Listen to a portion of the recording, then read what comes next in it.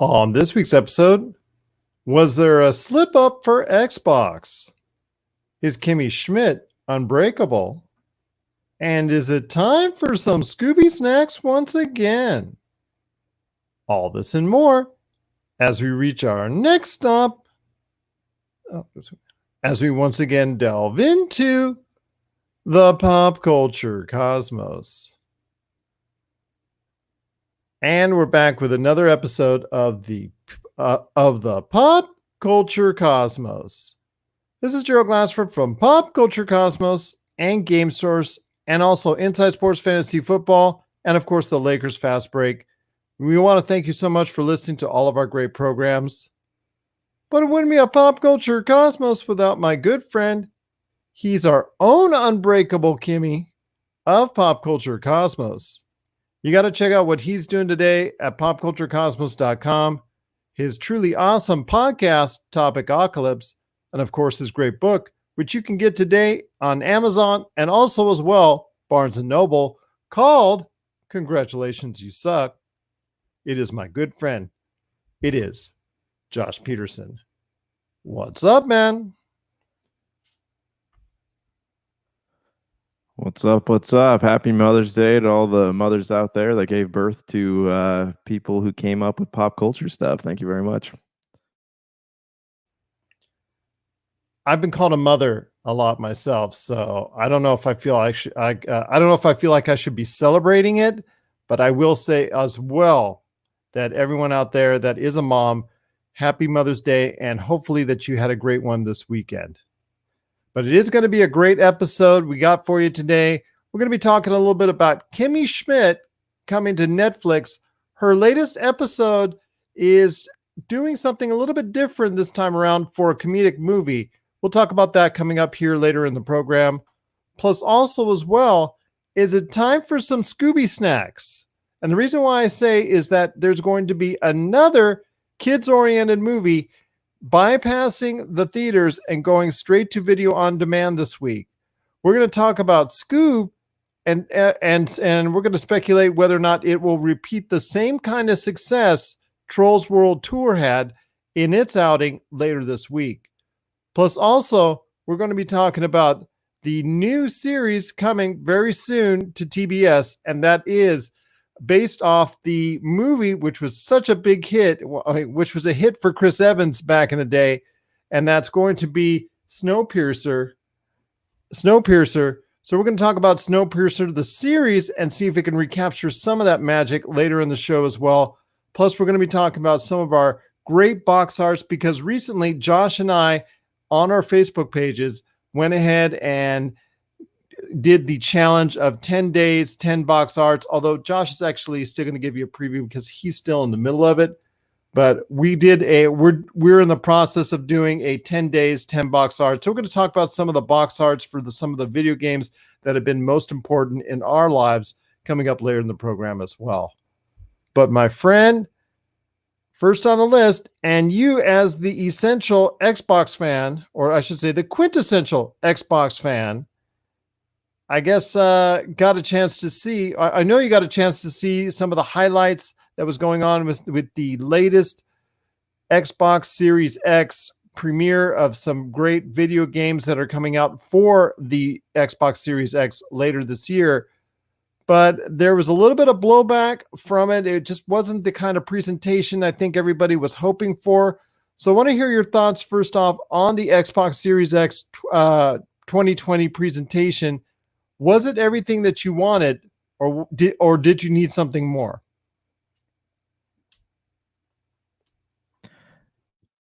Okay, so I mean, I did watch this. I watched it, I tried to watch most of it live as it rolled out, but some of it I had to go back and watch later. But, honestly, I don't know what I was expecting. I wasn't disappointed by it. I was excited to see some of these games. I don't know what everyone else was expecting. This is, again, this is unexplored territory. Like, how do you do an online games conference? I know people, Nintendo has done, does well with their Nintendo Directs, but those are highly produced things, whereas this was kind of them showing trailers then having people talk about these games from their living rooms or offices or wherever they might be isolated. I honestly, I don't think people have done things like this before. So I think it's kind of unfair to say that like, hey, this is a really bad, this wasn't what I wanted, and you know, whatever that might be, because this is just this is the first time they're doing something like this. So, you know, as for the games, I don't know what I expect. Let me ask you this: like, watching these trailers, do you feel like the games, you know, these are being played through, I guess, like the Xbox Series One X processors, or you know, whatever it is? But do you feel like graphics are getting better? Do you feel like we've kind of reached the pinnacle? Because I couldn't really tell the difference between, you know, what I see on my Xbox today versus what I was seeing in those trailers. Well, that's one of the things I wanted to ask you. But first off, actually, this is not one of the first times that they've done this before. I mean, they've now had what, 20 years or close to it of presentations over the course of the years with the original Xbox, the Xbox 360, the Xbox One, and now the Xbox Series X. They've had plenty of presentations to take care of this stuff. Well, But hold on. Let me clear up that comment. That I'm not saying presentation wise from them giving, you know, like an E3 presentation or something. I'm talking about people presenting something from their living room. Like this isn't, this is kind of this is, they've never done something like that before. Nobody has. all right, I can give you some of that. But the choice of the games, I mean, there were a lot of great games. Obviously, Assassin's Creed Valhalla was the star of the show, and there were several other games that looked really, really good, but it was all cutscenes. And I think that's the problems because they promised gameplay first and foremost, that they would go ahead in this presentation and show off gameplay for this next generation, because ultimately that's going to be the thing. Will this gameplay be leagues or even a substantial cut above what we're seeing now with the Xbox One and the PlayStation 4? I don't think so. From what I'm seeing as of yet, I did not see a substantial leap. In fact, I just saw something that was maybe even just right around what I'm seeing already with the high end games that are now available, like Red Dead Redemption 2, some of the Uncharted 4, some of the better looking games on each system. I didn't see it as a substantial leap over those games, and the lighting, the improved ray tracing, and all that stuff that they've promoted didn't seem to work out even with these cutscenes. But again, it comes down to the gameplay. And that's what disappoints me most, is that there were absolutely zero gameplay in these presentations.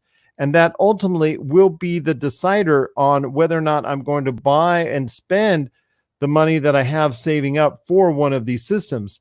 I didn't see it so far, which is disappointing because the Xbox Series X is rumored to be at least a little bit more powerful than what the PlayStation 5 will be. And not only am I not seeing a substantial leap over what I'm seeing now with the Xbox One that I have or the PlayStation 4 that I have, I did not get to see any gameplay. So I'm not sold at all on whether or not I should get an Xbox Series X right away or not. Well, a couple of the videos did have gameplay. I forget what the shooter was in there, but I mean, it didn't really blow me away or anything. You know, other than that, like this is they said that they're going to keep, you know, showing trailers and stuff over the course of the next 5 to 10 weeks or whatever their little campaign is going to be lasting. But I honestly, like, I don't know.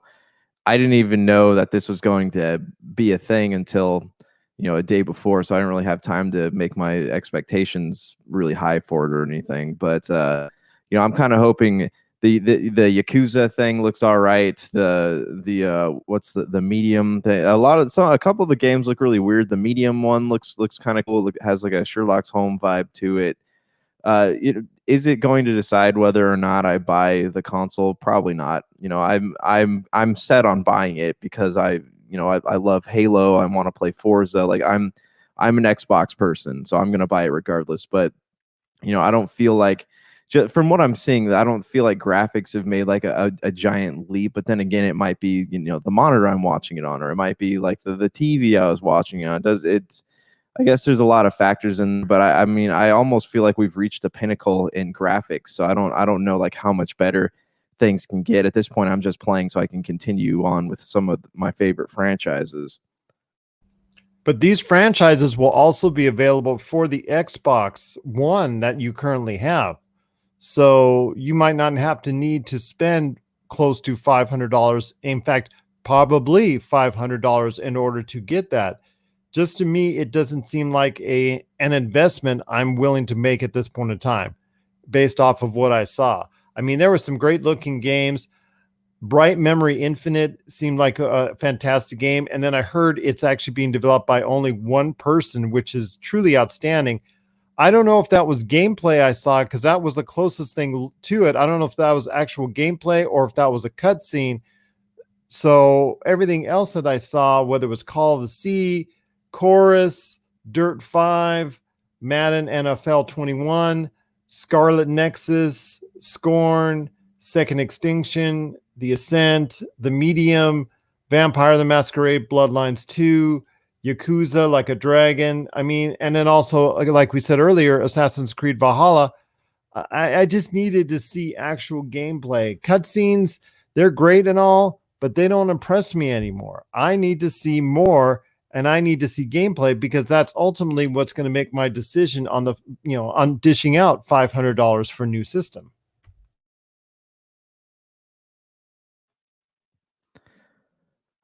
Yeah, I mean, I guess that's true. I just like this is, I think we're asking a lot for a from a first conference. Like they're doing a series of these and they're going to keep doing reveals over the course of the next 5 to 10 weeks. So I feel like we are asking a lot to see something that's going to blow away in the first act, you know? Like I we haven't seen any Halo, we haven't seen any Forza, we haven't seen anything from Square, we haven't seen anything from we saw Assassin's Creed from Ubisoft, but we haven't seen anything from like Ninja Theory. There's a lot that's going to be revealed, and I think that, you know, pinning such high expectations on a first conference, like these are third party developers that were showing things off. Like it wasn't this isn't I don't think that this conference is going to be the deciding factor for people on whether or not they're going to buy the Xbox. And yes, they are going to be releasing things still on the Xbox One, but for how long? You know, like I said, I'm an Xbox person, so I'm going to buy this console regardless. But I also know that I need it if I want to keep playing Xbox games, because historically these you know, Microsoft, Sony, Nintendo, or whatever, they only create double you know, they only double print their games for so many months after the release, because they want people to upgrade, they want people to buy the new console. So yeah, I can play Halo or whatever on my Xbox One, but I'd much rather play it on a new console. And then when something new comes out and they stop printing things for Xbox One, I'll be set. But first impressions with me and a lot of other gamers is important. And actually in life, first impressions often make, the decisions that we make in life, at least first off. And for me, it wasn't a great first impression at all, because again, you and I have been through a lot of E3s. I mean, I've been going to E3 since, the 2000s, that first decade of this century. I mean, I've been going to E3s for a while, CES conferences. I've been watching E3s now for many years as well. So it's, to me, not impressive very much at all anymore when I see a whole bunch of cutscenes, and and that's what I know. Sorry.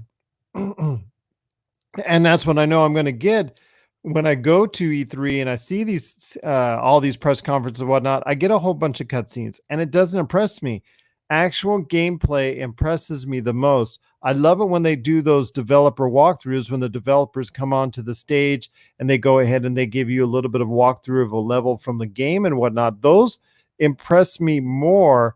Those moments in time impress me more, much more than what I see out of cutscenes, because again, these cutscenes now to gamers are pretty much old hat. We're pretty much tired of seeing over and over and over again Yeah, you've got a cutscene. Yeah, you've got a cutscene, or even footage that you will never actually find in the actual game. I mean, a lot of these cutscenes are just sometimes thinly veiled commercials, and unfortunately, you won't be able to go ahead and actually see what it's like to play the game right off the bat. And that to me is kind of disappointing because of the fact that again, you're trying to sell your nearly or probably will be $500 Xbox Series X. And to make that kind of investment these days in the middle of a pandemic, when unemployment is so high and the money that's available is not as much as it was this time last year, that to me is kind of disappointing. You need to make a good first impression, and I'm not sure Xbox Series X did it this time around. Yeah, okay. Well, I mean, let's look at this. Sony has done the same exact thing historically, and we're comparing this to E3. This is not E3, and Sony comes out the gate also just showing cinematics all the time. So, I mean, I think that I know for a fact we're going to get gameplay reveals over the course of the next 10 weeks. I don't know what Sony's plan is for the PS5, but like let's hold I'm going to hold off my judgment until at least three or four more of these little video things. So I mean that's where I'm standing. I'm not going to bash it right away. So I'm gonna hold out. We'll talk about this again in a few weeks. But I for right now I'm going to silently disagree. Well, I'm not going to silently disagree. I thought it was a very great misstep, especially if you want to go ahead and press gamers and give them a reason to go ahead and jump up to the next, generation of consoles. I'm going to be honest with you, Josh. I was leaning before that presentation on getting an Xbox Series X because I was not impressed with what PlayStation 5 was doing so far. PlayStation 5 was impressive to me on the previous generation because right off the bat, they were making all the right moves that Xbox One was not. They were going ahead and have the presentation that you could share your games and whatnot. That really just blew everything out of the water for PlayStation 4 and really got them started. And you're right, these presentations for the most part don't always show enough gameplay. I mean, at these E3 presentations that you said we don't want to say it's comparative to, but unfortunately you do have to compare it to. They also show a lot of cutscenes there as well. I mean, that's the best times I could say is gameplay. Is that what we want? That's what we want to see. We want to see why I should make a $500 investment into this new system. You're right. Eventually, they'll stop making games that'll cross over between both platforms, but that's not going to be for the foreseeable future until it's not going to be just months. I think it's going to be at least a year, 2 years, maybe even longer when the price of the system comes down. And for many, that will probably be the time when they go ahead and get it is not this holiday, but probably the next holiday or the next holiday after. That's when you see the real growth of the units that are out there, especially if it comes down in price. But again, for me, making initial buy, which I was really set on doing. In fact, I was trying to go ahead and save some money to corner for an Xbox Series X. I'm now very hesitant in doing because I did not see any gameplay. But you're right. There will be more presentations this summer and later this year for Xbox Series X. So that gives them an opportunity to win over gamers like me one more time that are now all back on the fence because of what happened in this last presentation last week. Well, let me ask you a question here. Were you pinning whether or not you're going to buy this on third-party reveals? A 30-minute game conference with third-party reveals, that's what you're pinning whether or not you're going to buy the Xbox on? I'm not saying pinning on it, but it would greatly influence that decision. It would make me excited for it because right now I'm not excited for the next generation as say I was a few years ago, back in 2014, I believe, when the PlayStation 4 and Xbox One came around. I mean, PlayStation 4 had that E3 conference that just blew me away. And then Xbox One later on, once I saw the gameplay from Xbox One and PlayStation 4, I bought a PlayStation 4 right off the bat. I didn't buy an Xbox One right off the bat, but once I started seeing gameplay of some of the games, I actually got interested in buying an Xbox One as well. So to me, it would have weighed heavily in the favor of doing so. But now I'm holding off. I'm holding my bets because you're right. Right now, I don't see a substantial leap right now from going from one system to another. Okay. I mean, I agree. I'm not excited about the next gen either. I would rather not go spend, $400 or $500 on a new console. I honestly like I've repeatedly not been excited. Like when the Xbox, I was excited when the Xbox 360 came out, but I mean, I wasn't excited about the Xbox One, wasn't excited about the PS4. Like these were just things that I felt obligated to buy as a gamer. So, right now I do have plans to buy the Xbox. I don't necessarily want to go out and drop that money, but I mean, I'm really hoping that yes, in the coming weeks, I will see something that will really make me feel good about going out and spending, $400 or $500. But I mean, I'm not expecting to be like blown away by something that a third party developer created. Once they show me like a Halo or a Gears of War or Forza, or even like I want to see a new franchise. I want to see something like a new IP, a new like AAA game, a new IP, something that's just gonna like blow my mind and get me so excited about like the potential for storytelling that video games have that has not been fulfilled in a very, very long time. So I'm really hoping for something like that. And who knows, maybe Sony's going to be the one to deliver that. But I mean, I just like I know in the coming weeks we'll see something that's going to be just breathtaking, and I'm not expecting that from a third party developer, but I'm really holding my breath though. I'm not going to like hinge my purchase decisions on something that's this is a buildup, and I know that. So I'm not gonna like say I'm not gonna buy this Xbox just because I didn't like such and such. I'm like really hoping for something more soon. So I'm kind of trying to reserve judgment. Well, I'm not saying that I'm not going to buy an Xbox Series X. I'm just saying, as of right now, after the presentation, I'm not going to buy one right away. I'm not going to buy one. I'm not going to go out on midnight whenever it comes later this year and go ahead and buy one because of the substantial non-issue. I mean, excuse me, because of the lack of gameplay that I didn't see, at this presentation. Now, mind you, we will be seeing gameplay of a lot of these games as it gets closer and closer and closer. Maybe that will change my mind, but as of right now, I'm not going to go ahead and thinking myself, hey, I got to go ahead and buy this day one. Before that, I was on the fringe, on the edge, but right now it's taking me off that edge and in the wrong direction, which is not supposed to happen if you're an excited gamer, especially for a new platform, a new console generation that's supposed to be there, which I think both you and I are believing at this point in time is not a huge leap at this point in time.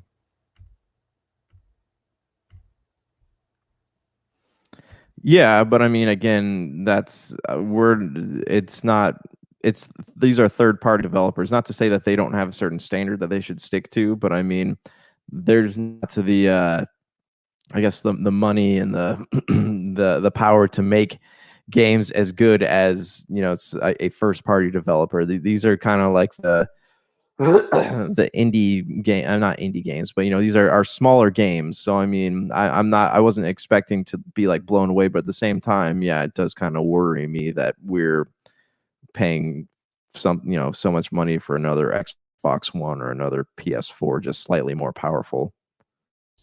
Assassin's Creed is not an indie game, my friend. Assassin's Creed Valhalla was supposed to show gameplay at this presentation and didn't. And that's a big, huge game.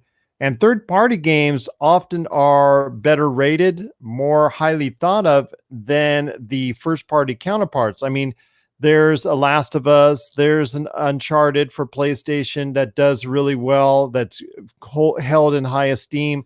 And then for Xbox, Gears of War and Forza and Halo, they're all held in high esteem. But it's the third party software that often pushes the limits of these systems, but also pushes the sales for these systems as well.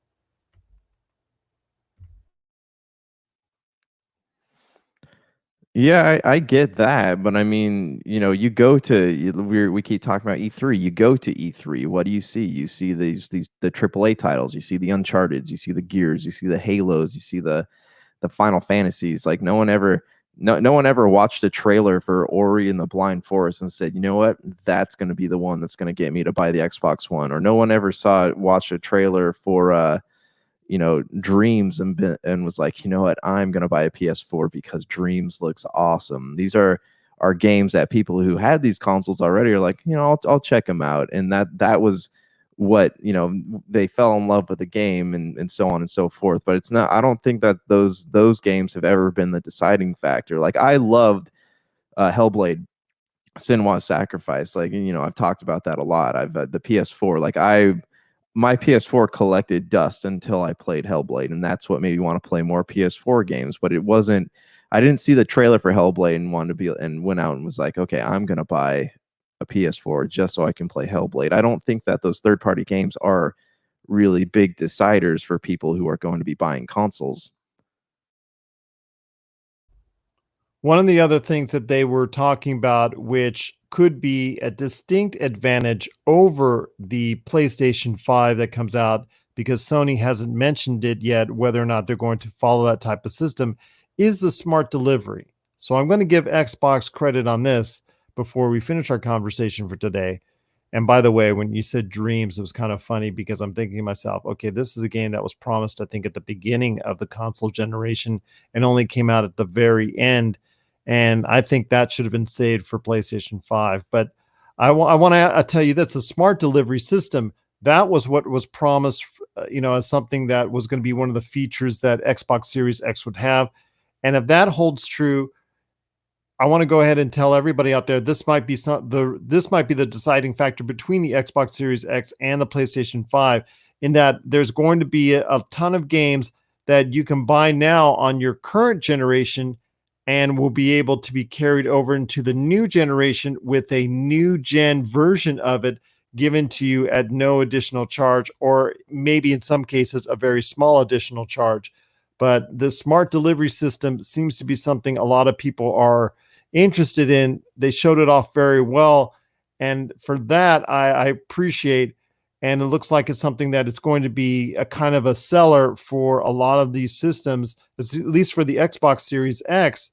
I don't know if PlayStation 5 will have such a similar system, but if it doesn't, it's going to lose out in the long run in this next console generation. You know what I think is the biggest Achilles heel of new consoles is that they are they are meant to be these powerhouses, right? And like I'm having this issue right now where I can't play my older consoles on newer TVs. Like they make these adapters, right? Like I've been trying to play Nintendo 64 on my, 70-inch LG smart TV, and I can't do it because the TVs have become so damn smart that they will not down convert signals anymore. And everyone always says, "Oh, hey, we bought these converter boxes and you can use this HDMI cable." And those don't matter. It's the fact that as TVs get better, these consoles are unable to adapt. And I think that's a big flaw because we can't, if you who knows, 5 years from now, maybe we'll have titanium plated HDMI cables and we won't be able to run the Xbox One. Like this is a big flaw. Like if they want gaming that will truly last, I think they need to do something where like you can play your older consoles on newer TVs. Like they need something, though the technology changes, they need to be able to, like, I don't know, make it so you can go back and play these. I don't know if I'm the only one who's ever had that problem, but like I feel like consoles, they need to make it so it can adapt to newer technologies. Like I don't know how they would do that. Maybe I'm just talking out of my backside, but I don't know. That's just I if I could ask for anything out of a newer console, I would ask for the ability to still be able to play it 20 years from now.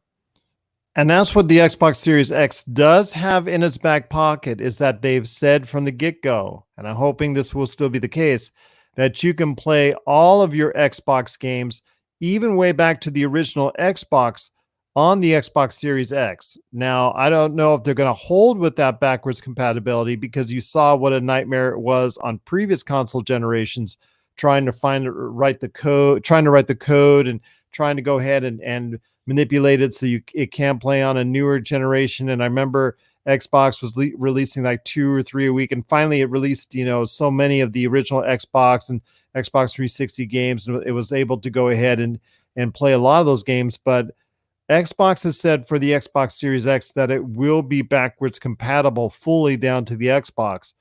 I don't think Sony's going to do the same, so that will be an advantage for Xbox as we go forward.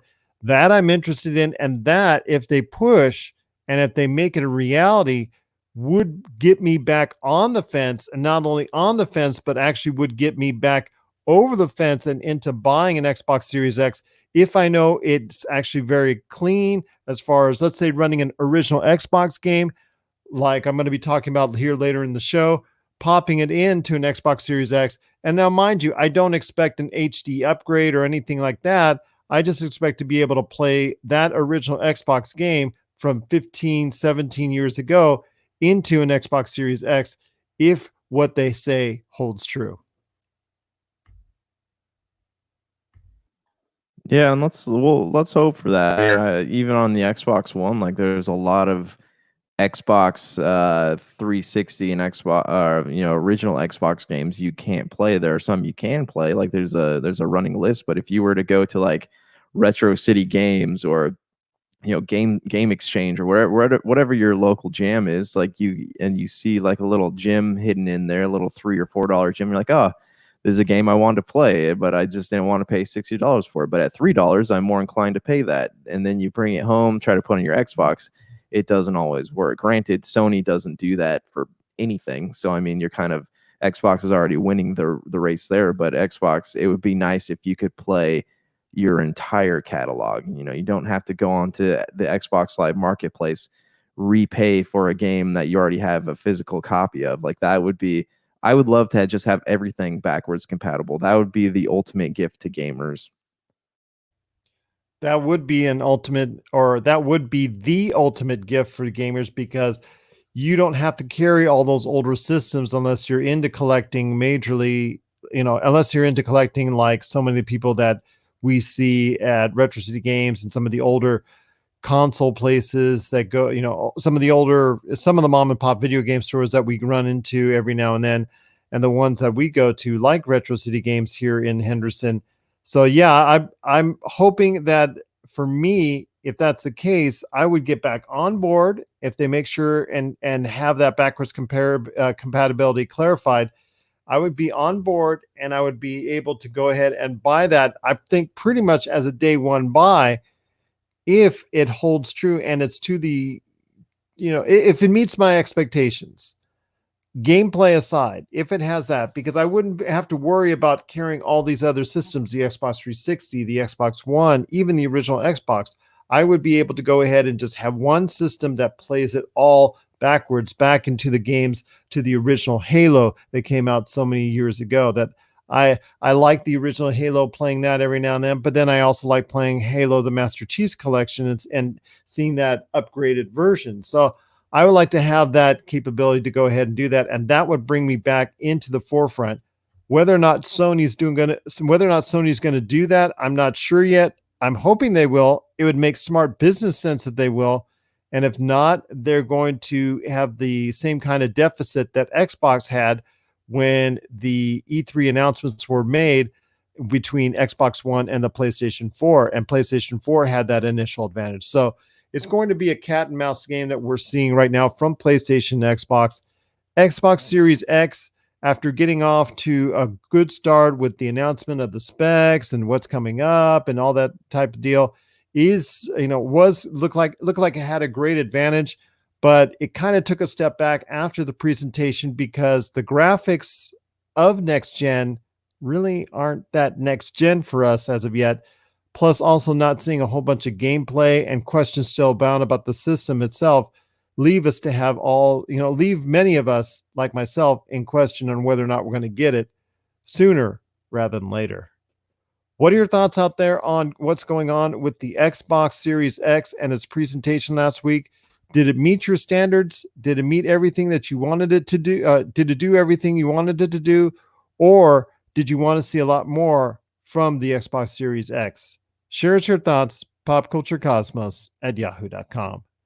Well, coming up next, it's the Unbreakable Kimmy Schmidt on Netflix coming up later this month. We're going to let you know why it's important to television coming up right after the break. This is the Pop Culture Cosmos. And we're back with the Pop Culture Cosmos. It's Gerald Glassford along with Josh Peterson coming right back at you here. If you get a chance, you like what we do, please give us that 5-star review on Apple Podcasts or wherever you get your podcasts and able to leave a kind review. If you do so, it does not go unnoticed nor unappreciated by us here at the Pop Culture Cosmos.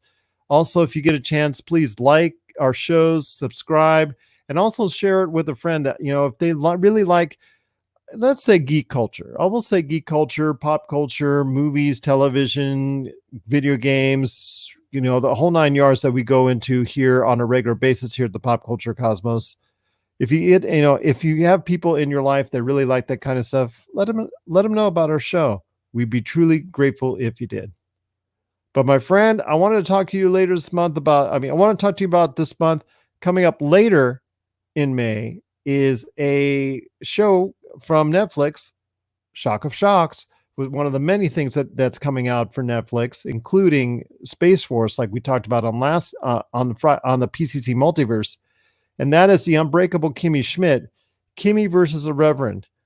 Now, Unbreakable Kimmy Schmidt, she's done a lot of stuff before as far as her show. That there's been a lot of shows. There's been a few Unbreakable Kimmy Schmidts before in the past. That's not the thing. The thing with this Unbreakable Kimmy Schmidt, Kimmy versus a Reverend, is that this is a choose your own movie adventure, similar to what we saw with the Black Mirror episode about at the end of 2018, if I'm not mistaken, the Black Mirror Bandersnatch. Am I correct on that? Was it Bandersnatch? Yes, it was Bandersnatch. Okay. If that's the case, where you choose your own adventure and you make decisions, they'll leave it up to you to go ahead. They'll stop in the middle of just before they go ahead and do an action. You'll get to choose, should I do this or should I do that? Should I go here or should I go there? Should I stay or should I do this?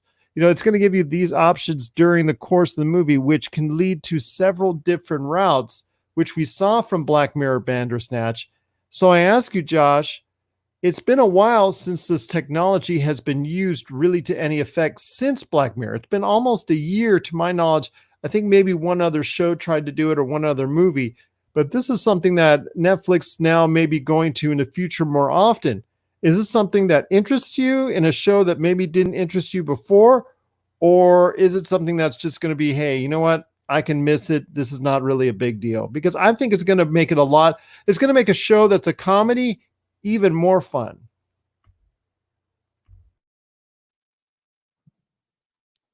I have a couple thoughts about it. So my first thought here is, yeah, it would be cool just because it's a different genre. It's not something serious. You're with a character like Kimmy Schmidt, you're more invested in it because you have a history with the show. You have a history with this character. Black Mirror is a series of separate stories, so you don't really care what happens to the character. Your choices are just like, ooh, what can I do to make the show last longer? What can I do? Like, I'm just curious. I have this morbid curiosity of what happens if I walk path A versus path B. With Kimmy Schmidt, I feel like people will be more invested. It's kind of like a Second Life type thing where you can talk to this person, or you can talk to this person, but I really want to see Kimmy succeed. So I'm going to try to pick the path that I think is best for her. So that's kind of a cool note. And I think that will appeal to a lot of people.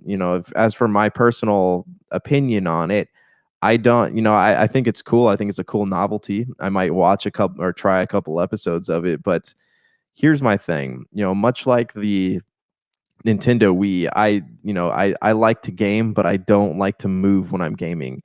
I like to watch shows, but I don't like to have to think or make decisions while I'm watching shows. I want them to be made for me because that's why I watch them.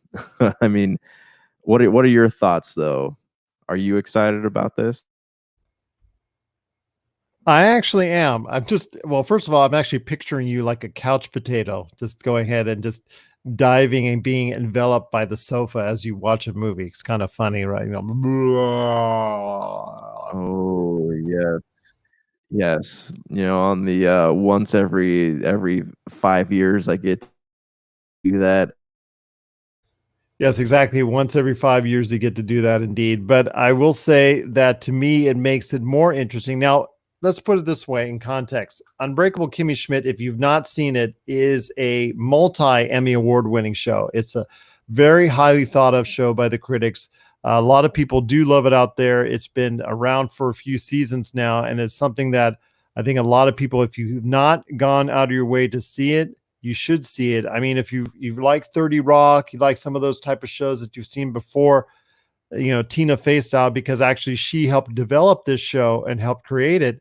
I think you should go ahead and embrace it because there's a lot of great talent on it. And in fact, Daniel Radcliffe is going to be part of this showing for Unbreakable Kimmy Schmidt versus the Reverend. So I'm more interested in actually watching the show. I've watched episodes before of the show and always been entertained, but I think I'm going to be now more invested into it if I go ahead and make decisions on it.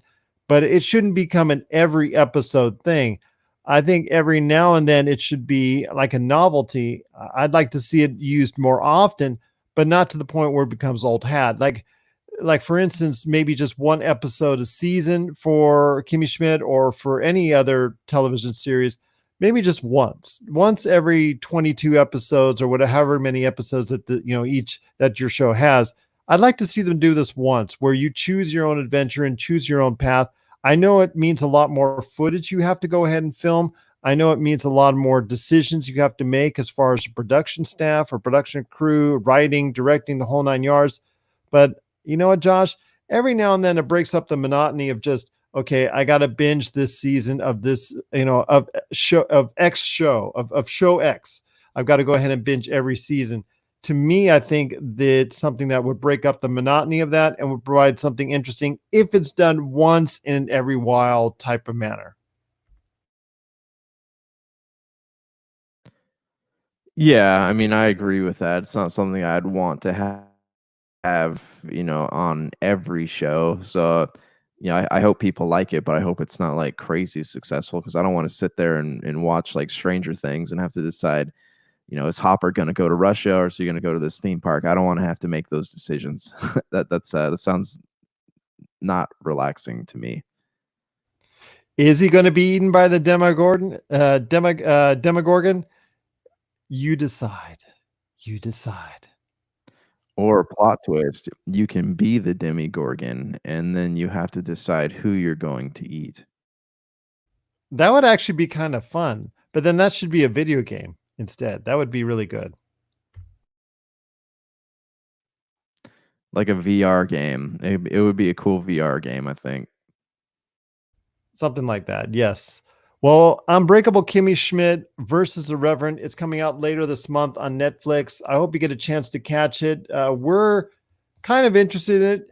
I more than Josh, but again, this is something I don't want to see with every show. In fact, I don't want to see a series that uses this choose your own type adventure as the foundation of it. I think eventually, if this becomes popular, you might see someone do that. I'm not sure that exactly would be the best scenario, but I do want to see it out of some type of series. Doesn't matter. Doesn't matter. It doesn't matter what genre. Doesn't matter what background. Just every now and then, like I said, once a season or something like that. Just have that type of explorable type content that the viewer can go ahead and rewatch and rewatch and rewatch to try and get a different outcome. And I think that's what it's all about, is getting a show that you can go ahead and rewatch every time and have a different adventure each and every time. So to me, I think would be a great thing to have at least once every season from selected shows. I don't want to see it too much because I'll probably get tired of it. Like you, Josh, I would probably get tired of it quite quickly. I want to go ahead and relax when I watch on the TV too, but every now and then I want to go ahead and stimulate myself when I watch TV. So I'm hoping that Unbreakable Kimmy Schmidt versus the Reverend which has gotten high reviews already in advanced screenings, is going to be something that a lot of people will enjoy. We'll have to wait and see, but I'm excited for it, and I'm hoping this type of way of storytelling won't become something that we won't see for another year and a half. Hopefully we'll see it every now and then pop up as something to provide interest to viewers out there like you and me. What are your thoughts out there on the Unbreakable Kimmy Schmidt versus the Reverend and its style of storytelling, similar to what we saw in Black Mirror Bandersnatch, where it's a choose your own type adventure? Share us your thoughts, popculturecosmos@yahoo.com. Also as well, Pop Culture Cosmos, Humanica Media, and Game Source on Facebook, Twitter, and Instagram as well. Well, my friend, I wanted to ask you real quick, Snowpiercer. I know you saw the movie like I did. What were your thoughts on the movie with Chris Evans and Tilda Swinton? It was good. I enjoyed it. It kind of, it had a dystopian feel to it, and like I'm always up for watching those types of things. And it was really one of those. What really not drew me into it, but like made me want to keep watching, is the fact that like this is interesting. How do so many people live on a train? What does that look like? The upper class. What do they look like? I love the idea of things being broken up into the class system, but most of all, I love this this whole seeming class war that's happening on a train. Like that's a very interesting concept. I enjoyed the movie. It didn't provide me with like the closure I wanted, but I mean, I guess that's typical of a dystopian film. But I enjoyed it. It's just something, I don't know if I'd go back and watch a TV show of it. I don't have that much time. I didn't like it that much to dive into that world for extended periods of time, but it was a good flick. What were your thoughts on it? Did you like it? I really liked it. I thought until I saw Knives Out that it was the best non-Marvel Chris Evans performance that he's ever had. Knives Out was a great movie. I just watched that a couple of weeks ago. It's a really, really good movie. It's not something I'd watch over and over again, but it was a really well done film. And to me, it was one of the best films of last year. But until then, Chris Evans' career outside of the Marvel Cinematic Universe, I mean, he had some stuff with the Fantastic Fours and the Losers and some other stuff that he was doing, and even when he was a younger, even when he was a teenager and whatnot, that is out there, but really never impressed me. It didn't get to the point where he did something like this that was really totally out of the box, because it was a smaller production, and it was something that it was totally unexpected by me that I would like it and I would enjoy it. And I didn't think that he would have the acting chops to pull something like that off. And you know what? He did. It was a very good movie. I enjoyed it thoroughly. And I was surprised to see a couple years ago, when the first talk happened around a Snowpiercer TV show that was being developed, I was saying, I might be on board with this. And later this week, it's going to be appearing finally, after delays and things of that nature. Later this week on TBS, it's going to be Snowpiercer, the series. Now, obviously, it's not going to star Chris Evans. He's moved on, obviously doing the Marvel thing that he's now retired from, quote unquote, supposedly did Knives Out, which was a big success and was a fantastic movie, and a movie I think that has now replaced Snowpiercer as the best non-Marvel Chris Evans movie that I've seen as well. But I think this is something that is going to be, it's going to go into that world a little bit more about the different sections of the train. And also, hopefully, it will go into the more of the backstory about how they got into this situation in the first place with all the, the atomic wars, or why they had to go ahead and, where the world became so cold, and why there is the need to have just one train zipping around the world and just keep moving and keep moving. I wanted to know more about that, because that's the part, unfortunately, within the framework of a film, you really don't get explained all that well. I mean, they did gloss over it. And then also the different class structures in the different different cars on the train. That to me is something I would like to know more about as well. And with the series, you can find out much more about that. in detail, and I'm hoping they'll delve into that outside of just the dynamic between the Chris Evans character and the Tilda Swinton character, who are being replaced by all new characters. Ironically, that all new characters. So I want to ask your thoughts on this, my friend. You said you were not interested in seeing the Snowpiercer TV show, or were you at least going to give it a try?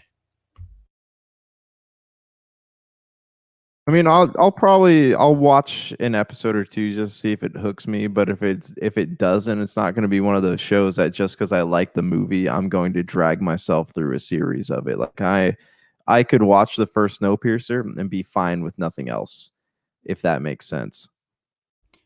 Well, it's so funny because it's going to have another Marvel alum in it, in Jennifer Connelly. She's going to be playing the Tilda Swinton character. And then David Diggs, he's going to be playing the role of Andre Layton, who's going to be the Chris Evans character as far as the hero in the film, in the TV series. So it's going to be interesting to see their dynamic, which obviously has to be the key to the series.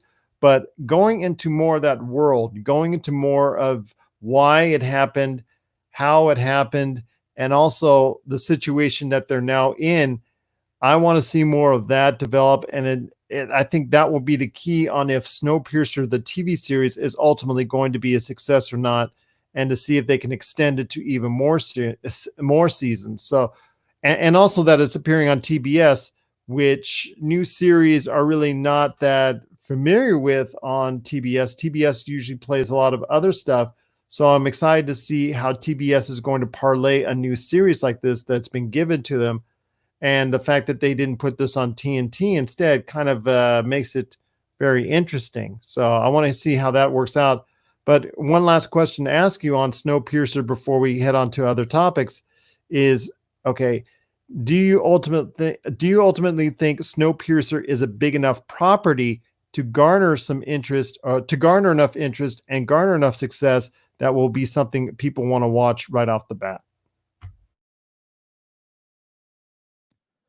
I don't know. It depends on how it's advertised, I guess. Just because Snowpiercer, I don't know if the movie's still available on Netflix, but oh, sorry. Oh, I don't know if it's still on Netflix, but Snowpiercer is not like, it's one of those movies. Like, say if it were at Blockbuster, you would see it on a new release shelf, but it wouldn't have a whole wall. It would have maybe 3 or 4 copies, and then you would kind of walk by it a few times. You'd walk by it a few times, and then maybe on that 4th or 5th time, the Blockbuster, you'd be like, okay, well, this caught my eye plenty of times. Maybe I'll check it out. That's what Snowpiercer was to me. I don't know what it was to other people.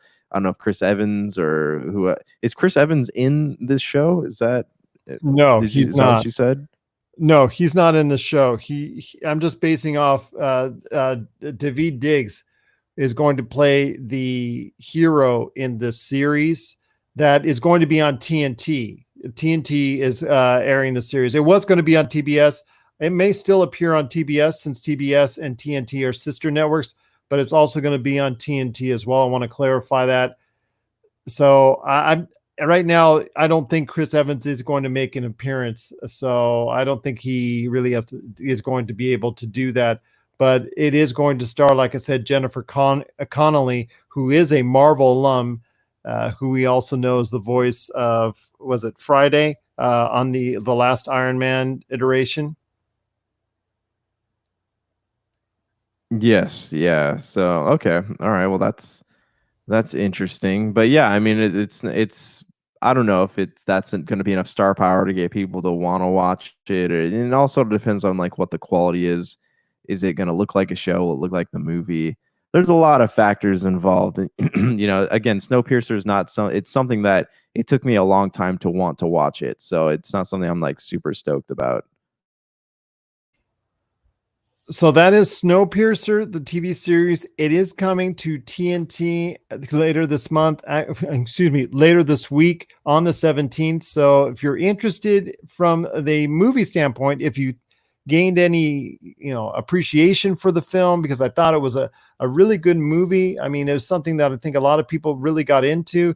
later on, it picked up a lot of steam as a cult classic and whatnot. Obviously, it didn't do well right off the bat because it was a smaller film at the box office, but it really gained a lot of notoriety and interest when it went to DVD, Blu-ray, home video, and the like.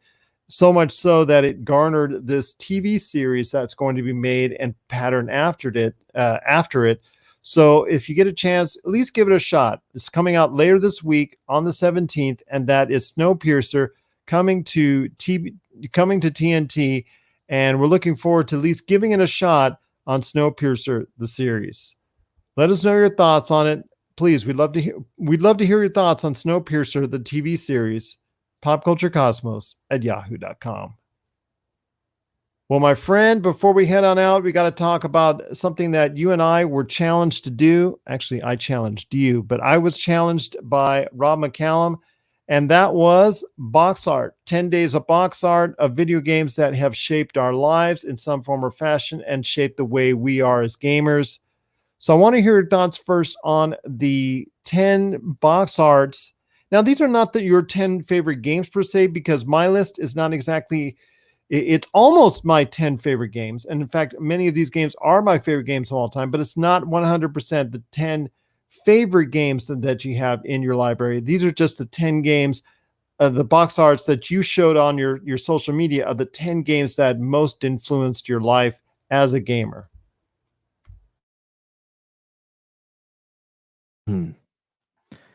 Okay, so I will start with my number 10, which is posted on my Facebook page here.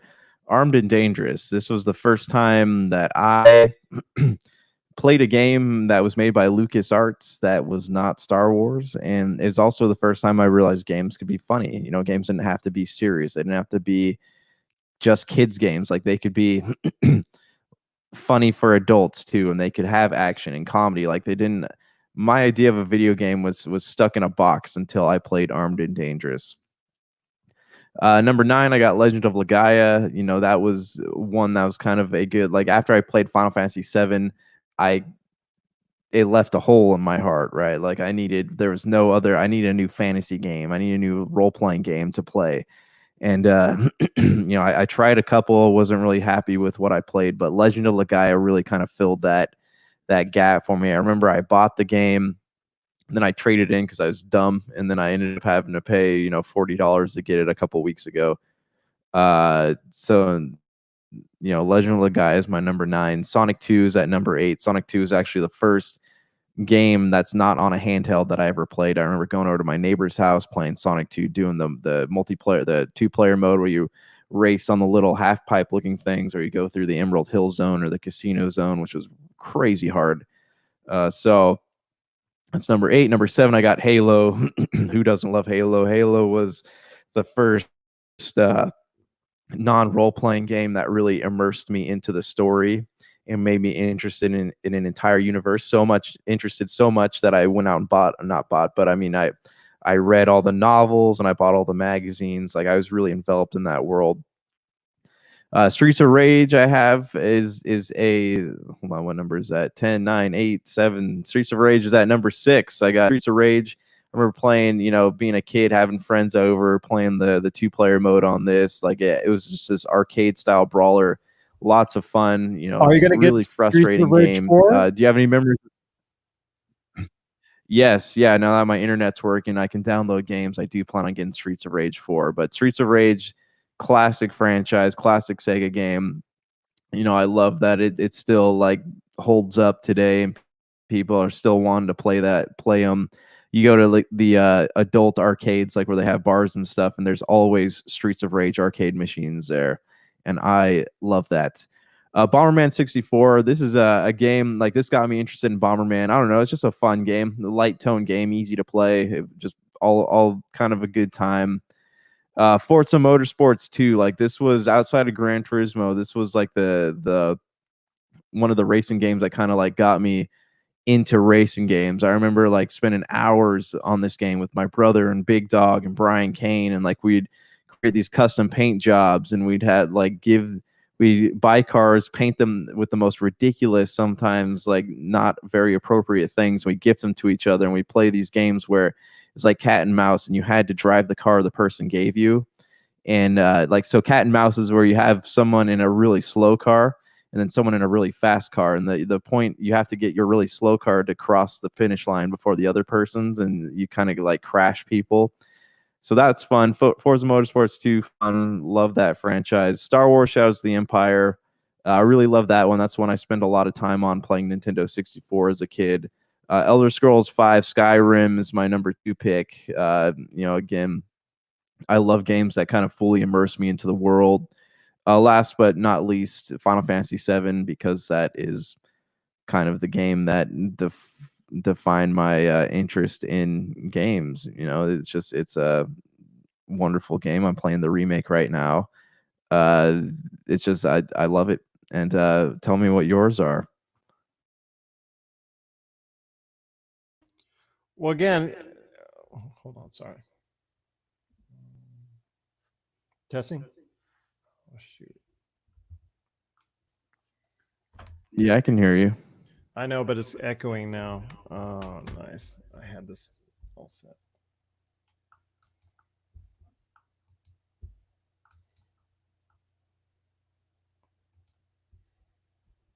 Testing.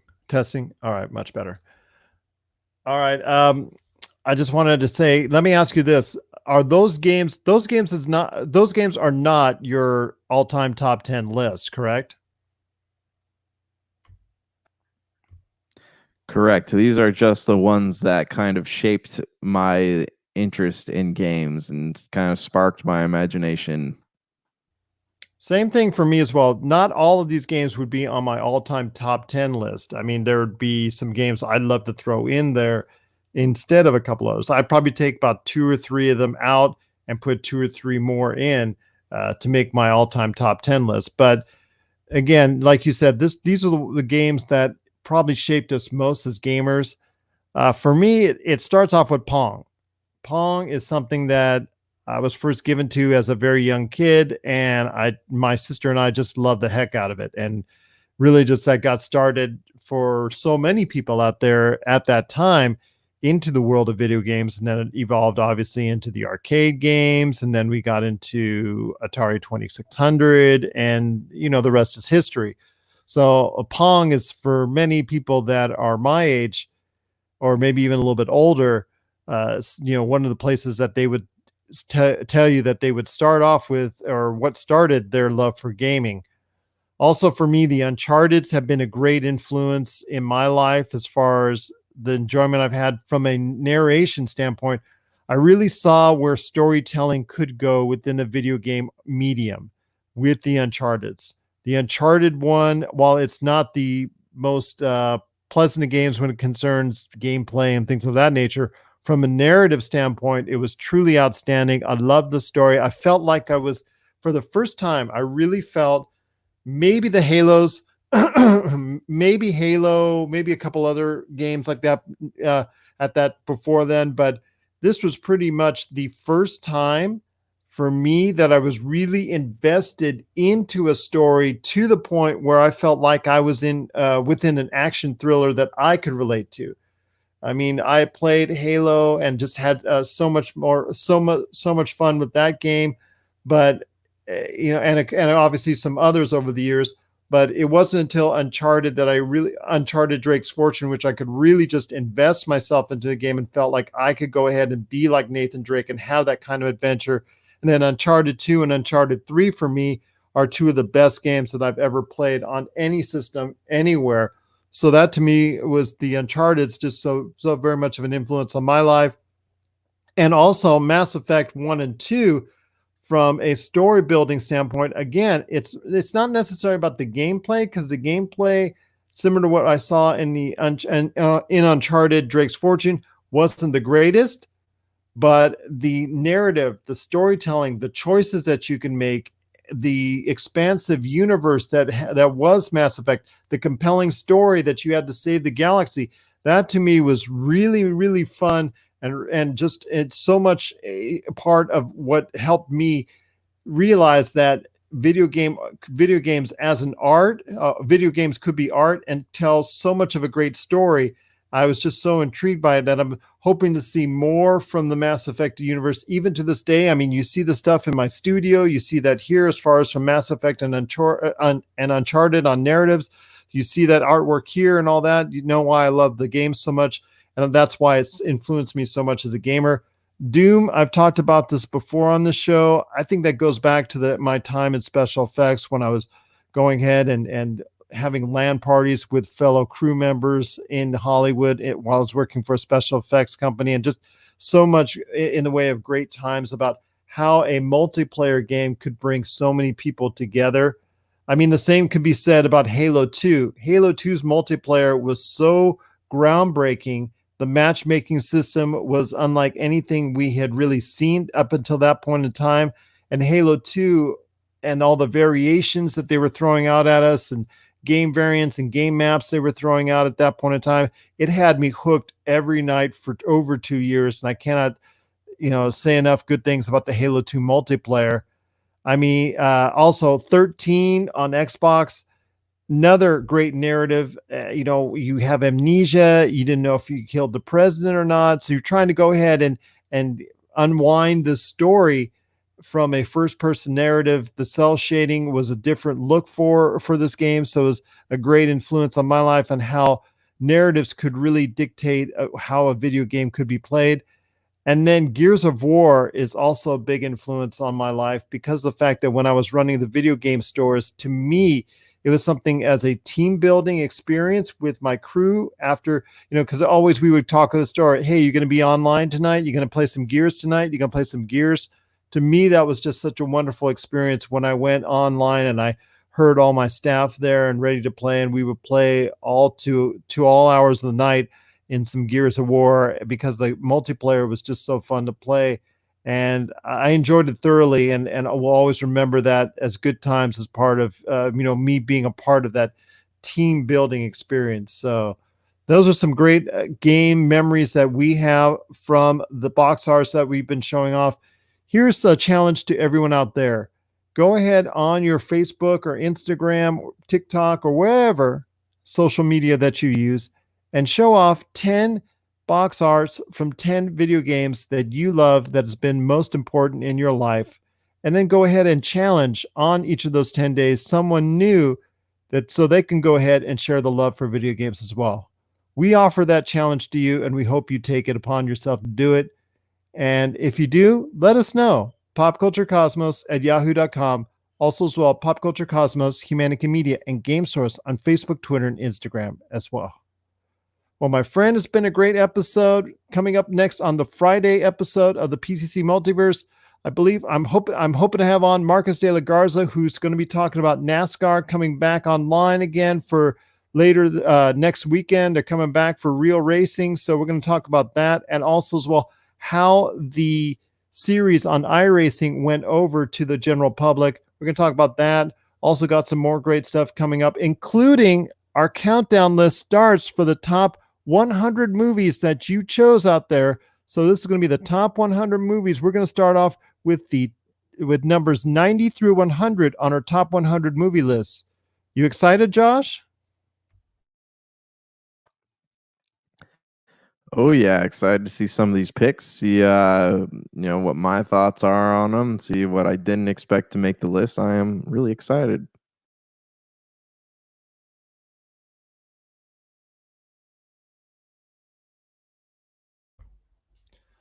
Sorry about that. Couldn't hit the button. Yeah, I'm excited about it as well.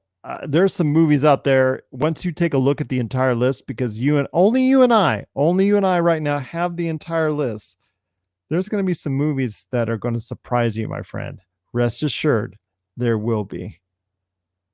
But my friend, it's been a great episode. I cannot thank you enough for joining me. And then again, if you get a chance, please give us that 5-star review on Apple Podcasts, or any questions, please hit us up at Pop Culture Cosmos. You'll be, and also, well, last thing, happy Mother's Day. I hope everyone had a happy Mother's Day this past weekend. Also as well, please stay safe, stay healthy, and keep listening to us right here at the Pop Culture Cosmos. So for Josh Peterson, this is Gerald Glassford. It's another beautiful day in paradise right here in the pop culture cosmos. We thank you for listening. And actually, I am doing it. I'm just off screen doing it as far as pointing at the camera. And here's hoping you